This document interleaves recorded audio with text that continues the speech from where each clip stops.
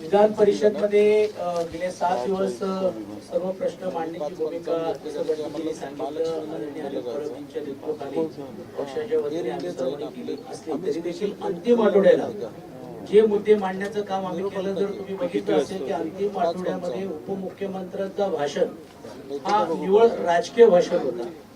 पहिली तर ती आमच्या नेत्यांवर टीका करतायत किंवा ते सभागृहामध्ये आले नाही, चर्चा झाली नाही, परंतु 80% भाषण हे फक्त त्याच विषयावरती होता ज्याची चर्चा विधान परिषदेमध्ये झाली।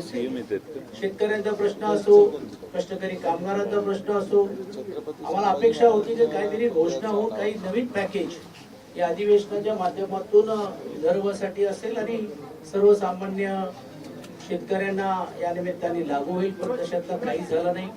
कायदा सुव्यवस्थेच्या बद्दल मुलं आणि मुली हे बेपत्ता होण्याचं प्रमाण एवढं वाढलेलं आहे, त्याच्याबद्दलचं पण कुठेही सुतोवाच केलं गेलं नाही।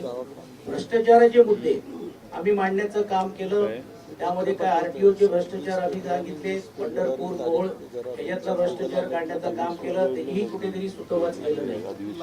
निवळ फक्त निवेदन आणि मुंबईच्या महानगरपालिका आणि आगामी काळाच्या महानगरपालिका डोळ्यासमोर ठेवून फक्त घोषणा करण्याचं काम केलेलं। माणसाचा चेहरा तर बदलता येत नाही, मग काय करायचं, इकडचं भांग तिकडे करायचं, अशीच परिस्थिती या सरकारची आपल्याला पाहायला मिळाली।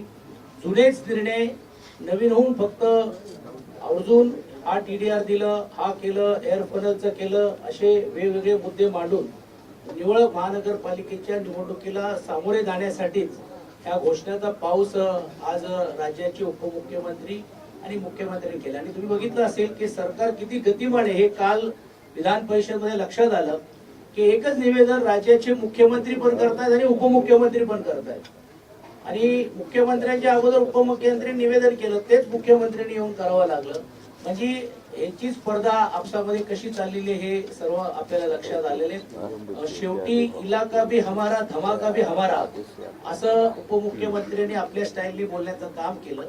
त्यावेळी आम्ही त्यांना एवढंच सांगितलं की हे जसं तुम्ही इकडे बोलतायत, हे इलाका भी हमारा धमाका भी हमारा अशीच भूमिका तुमची ठाण्यामध्ये आहेत की नाही, कल्याणमध्ये आहेत की नाही, डोंबिवलीमध्ये आहेत की नाही, आणि पुणे शहरामध्ये आहे की नाही। म्हणजे याचा अर्थच असा आहे की संपूर्ण राजकीय भाषण आणि निवळ फक्त महानगरपालिकेला सामोरे जाण्यासाठी त्यांनी ते काम केलं। सर्वसामान्य जनतेला या अधिवेशनाच्या माध्यमातून किंवा आम्ही मांडलेले जे वेगवेगळे मुद्दे होते ते मुद्दे मांडत असताना त्याला कुठल्याही प्रकारचा न्याय देण्याची भूमिका या सरकारने घेतलं नाही, त्याचा आम्ही निषेध देखील केला आणि खेद देखील व्यक्त केला।